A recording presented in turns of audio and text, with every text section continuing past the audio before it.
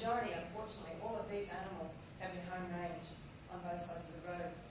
Because they have absolutely no sense of road danger, these animals are crossing these roads every night. A significant number of them have been killed on the roads.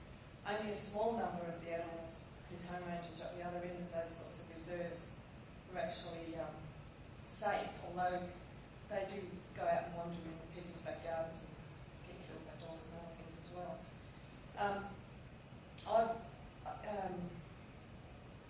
I would say then this is why we have this need for multiple crossing structures, and given the home range size of the koalas, we would need those crossing structures every few hundred metres to maintain the day-to-day movements of those koalas. Well, I'm impressed to hear that RTA talking about every 100 metres, that would go down quite well. This is just a quick animation of one radio track animal. The point being that they're living in these urban areas, they're moving around, they live there, they're not passing through. I know we'd all like to tell the koalas they shouldn't be living there, they're meant to be in the bush or something, but they've got other ideas. This is just a quick animation of a few hundred of our radio-collared animals, which we actually were all collared in the bushland areas, but you can see them starting to wander around a bit, making exploratory movements, dispersing, sometimes actually returning to where we've collared them. They're highlighted in red when they approach a road within 100 metres, when they're at risk of road mortality. You can see that's happening quite a lot. Quite a few of these animals have been killed on roads. About in excess of 100 of our radio-collared animals we've had killed, so we've got some good numbers. That distance there, by the way, is it's about 10 kilometres. The Koala Coast is about 20 kilometres by 20 kilometres. So you can see these animals taking off and living out their lives in urban areas. Somebody needs to tell them, they should be in that bush. So consequence of this is that if we don't maintain this permeable landscape, which Tom talked about, then this is what we're, I think, starting to see here. This big decline, massive decline in abundance, particularly in these urban areas where we've lost a large portion of our populations. But the very frightening thing is that down the bottom there, a couple of national parks, the numbers in those national parks are also declining. And as you can probably aware, there's not too much clearing or adverse things happening in national parks, but those populations are still declining. That's extremely worrying for us.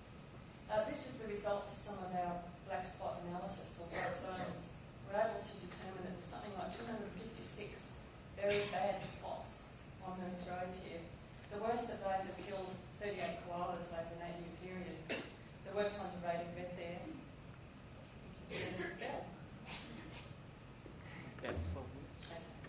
And when we go for our drive on Friday, we'll go down on the freeway and we might be able to get them to set the trip meter, because for every 700 metres of the road down there is essentially responsible for the death of one koala per annum. It's quite extraordinary.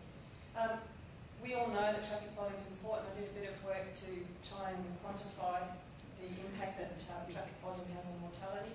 I was quite surprised to find that if you increase the traffic volume, you have a disproportionate impact on koala mortality. It actually increased by 14%. That's a significant result.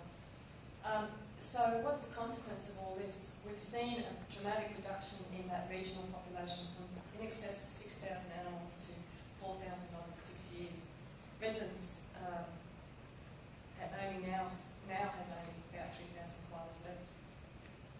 Unfortunately, I think that's pretty bad, because I'd like to see a population of 5,000 to 7,000 animals to maintain a minimum viable population size. That rate of decline we expect to be decreasing, and when you look at that plotted against the IUCN type criteria, you see that it's worse than endangered, it's worse than critically endangered. There is no category for such a rapid decline in a population. So are we seeing localised extinctions? Well, I think they're starting to appear in something like 18% of the area of the Koala Coast Study area.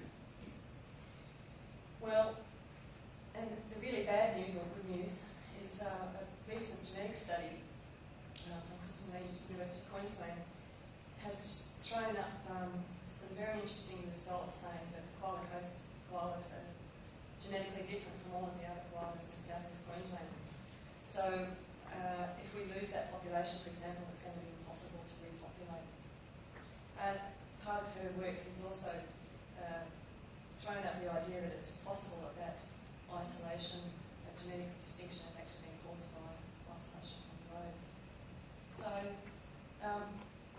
in summary, some of the things I think we need to do is clearly we have to halt that excessive mortality, that amazing harvest rate that we have for koalas. That does mean somehow we need to restore the connectivity between those bushland areas.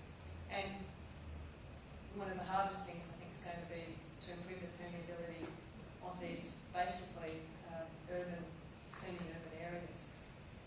Ideally, that population needs to be restored to a level of somewhere around 5,000 individuals, which is going to be a bit of a tall order.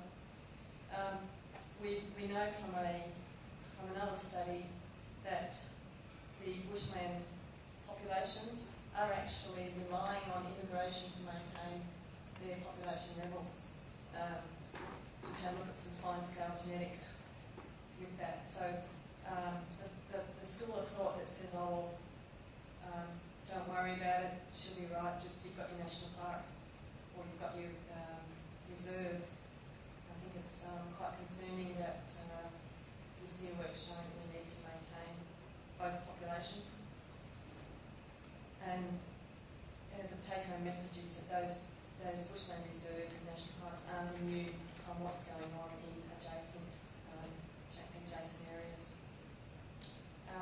I think we have to do a lot of work to prevent these localised extinctions and acknowledge that there are some very strong regional differences in populations such as koalas, and no doubt